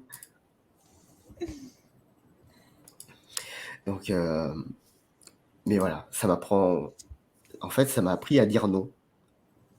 C'est hyper con, mais Ça, c'est quelque chose que j'avais énormément de mal à faire. Apprendre à dire non. Voilà. Donc, non, enfin, voilà. Je trouve qu'avancer vers ses rêves, bah, outre le fait que c'est hyper motivant, c'est un chemin pour mieux apprendre sur soi, quoi. Donc, voilà. Qu'est-ce que j'ai mis ensuite? Yes, j'ai mis ça. Très Et important. du coup, ouais. Alors du coup, moi, je serais tenté de vous dire que si vous avez un rêve qui vous obsède à fond, que vous y pensez jour et nuit, ça vaut peut-être le coup de se pencher dessus, quoi. De se pencher dessus, de se dire, si ça m'obsède tous les jours, pourquoi est-ce que je le réalise pas, tu vois? Oui. Je vous promets pas que le chemin sera tout rose, hein, mais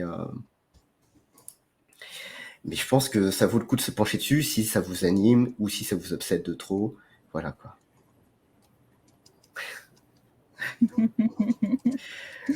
j'ai envie de vous dire à quel point votre rêve est-il important pour vous, quoi. C'est une belle question sur laquelle méditer quand on est dans des situations qui ne nous plaisent pas, surtout. Ouais, ouais. Bah, là, en l'occurrence, bah, moi, je sais que au niveau familial, j'ai une de mes proches qui fait un burn-out et à un moment, c'est, qu'est-ce que je fais? Je reste dans mon burn-out ou est-ce que je m'autorise à aller vers des choses inconnues, des choses qui me font peur? Est-ce que je quitte le confort de ce métier qui me nourrit tous les jours, mais que derrière, ça me met mal psychologiquement, quoi. Oui. Mais c'est surtout qu'on se dit, mais on se laisse manger psychologiquement, on fait des éponges émotionnelles, tout ce qu'on veut, dans des situations mentales assez exubérantes, pour finalement quoi? Un salaire et une sécurité finalement qu'on n'a pas tant que ça, Mmh. vu qu'on se met dans ces états-là. Mais carrément, carrément. Je pense que votre bonheur, heu, il vaut beaucoup plus que de l'argent. Voilà, je pose ça comme ça. Et à un moment, il faut relativiser dans le sens où, l'argent, c'est que du papier, c'est que du métal et que votre bonheur ne doit pas passer après ça. Vraiment, j'insiste, parce qu'il y aura toujours des moyens pour payer les factures. Franchement, il y en aura toujours. Par contre, si vous tombez en burn-out, en dépression, ça peut pourrir une vie. Mm. Donc non. Penchez-vous sur vos rêves. Rêvez grand, rêvez fort, quoi. Hop. Voilà, bah, le mot de la fin, je crois que ça sera peut-être ça, du coup. Rêvez grand, rêvez fort, les gens. Juste, ne ne vous refusez pas des rêves. Enfin, moi, je pense que très longtemps, j'ai pas osé rêver, plus que, maison, CDI, famille. Je pense que voilà. À un Et moment, le chien, et le chat, ouais. et le chien. Donc ouais. Autorisez-vous à rêver plus grand, à voir au-delà de l'horizon, tu vois? C'est pas parce qu'à un moment vous n'arrivez pas à voir plus loin que vous allez être condamné à ça, quoi. Voilà, voilà. Voilà. Beh, moi j'arrive sur la fin. J'espère que vous aurez trouvé ça intéressant. Si vous avez d'autres questions, n'hésitez pas à les poser, c'est le moment. Je pense que c'est important. Si tu veux, tiens, moi j'ai une petite question, c'est une petite question plutôt taquine, c'est pour toi, y a-t-il une différence entre le rêve et le projet? Mmh, non, non, pour moi ça peut être la même chose. Ou à la limite, c'est peut-être juste une étape. Peut-être que pour atteindre ton rêve, faut le transformer en projet. Il y a peut-être quelque chose de plus ancré dans le réel, de plus pragmatique dans le terme de projet. Heu, Et après, pour moi, ça reste assez proche. Le projet, c'est le rêve mis en action. Ouais, carrément, Oh, carrément. hey, il y a des belles phrases ce soir, là, c'est beau. Ouais, mais au vu de ces mots, je pense voir qui c'est. Et c'est quelqu'un qui a la plume bien aiguisée. Quelqu'un qui écrit Oh, très bien. oh là là. Ça tease, attention. Donc voilà, j'espère que ça motivera tous ceux qui sont dans le groupe Rêve et Projet, tous ceux qui ont un rêve. Osez faire le premier pas vers vos ambitions, quoi. Ah, Antoine qui dit merci pour ce très beau live. Oh là là. Bah, merci. Bah, merci à vous de m'avoir écouté. Voilà. J'espère que ça vous aura permis d'avoir quelques éléments pour réfléchir aussi. Voilà. Donc, merci à l'équipe Rêve et Projet pour son Oh, invitation, pour m'avoir proposé de participer à ce live. Merci à vous dans le chat de m'avoir écouté jusque-là. Voilà. ah. Et une dernière question, on va te laisser y répondre. C'est le Chaka qui demande qu'est-ce que c'est le groupe Rêves et Projets. C'est votre groupe, c'est pas à vous de répondre. Moi, j'aime bien avoir la vision de l'invité vu qu'il était un petit peu dessus, mais si tu veux, je peux y répondre. Ok.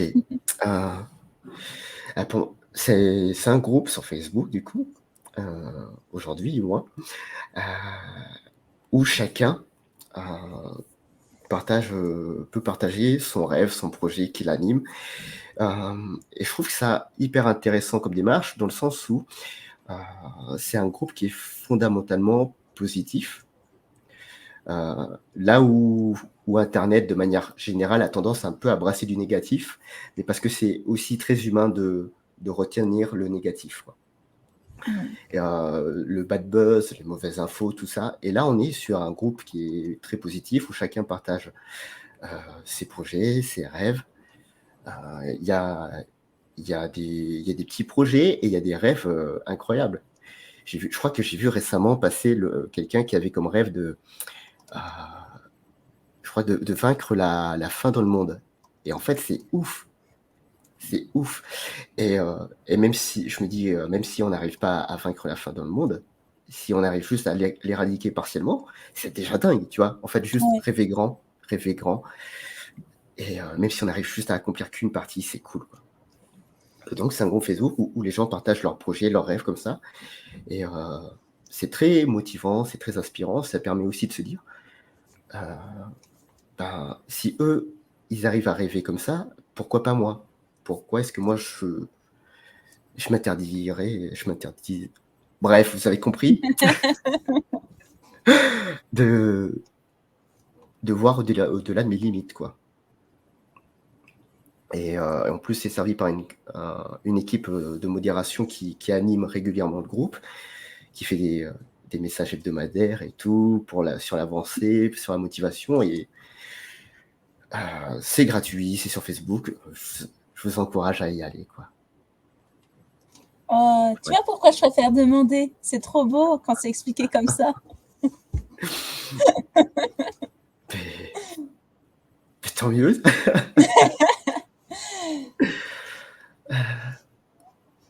Pour ces belles pensées. Mais le don positif, déjà, c'est déjà pas mal. Mhm. En Ouais, tout cas, oui. ouais. Juste le fait de partager des rêves, en fait, c'est motivant, c'est inspirant. Ça peut aider des gens à dépasser leurs appréhensions ou leurs croyances. Donc, je pense qu'il y a le positif engendre du positif. Voilà. C'est exactement ça. Surtout qu'on est sur un groupe qui est très solidaire, donc même si on ne connaît pas le domaine dans lequel la personne a envie d'exercer son rêve ou son projet, il y a toujours un mot d'encouragement, un mot sympa, Ouais. et on ne tombe pas dans du positivisme toxique. On est vraiment dans un certain réalisme, comme pour reprendre Alexis, les pieds sur terre et la tête dans les nuages, donc on est tous très grands. Hmm. Mais Voilà. carrément. Voilà, voilà. Merci à vous Et, tous eh pour bien, ce live merci qui à aura toi. duré. Merci d'être venu. Merci d'avoir partagé autant d'intimité quand même, parce que parler de ses blessures aussi ouvertement, je trouve ça ouf. Ah ouais? Ah Ouais. ouais. Voilà. Donc, merci pour ton partage. Merci pour ton parcours et toutes ces belles pensées. Merci à vous. Voilà. Donc, message de la fin, on vous invite à aller voir l'Instagram d'Alexis, son site internet pour ceux qui ne connaissent pas. Vraiment, vous verrez l'intégralité de son travail parce que là, comme on l'a dit au début, il y a une petite censure pour Twitch. Il y a aussi le groupe de Facebook Rêves et Projets, comme l'a mentionné Rêves et Projets dans le chat. Allez-y, présentez vos projets, participez, montrez à quel point on peut aller jusqu'au bout de nos projets. C'est hyper motivant même pour les autres quand on voit que ça y est, on est arrivé à un stade, à une étape, ou même à la fin d'un projet. Et je vous remercie beaucoup. On fait des lives une fois par mois, donc surveillez bien dans le groupe Facebook. On fera à chaque fois les annonces. Il y aura toujours un petit visuel sympa avec des petits bonhommes et la problématique surtout qui est très très bien exprimée. Donc voilà, tout ce que je peux vous souhaiter. Merci, c'est une très bonne soirée. Merci à vous tous et bonne soirée. Allez, ciao, on va couper. Ciao, ciao.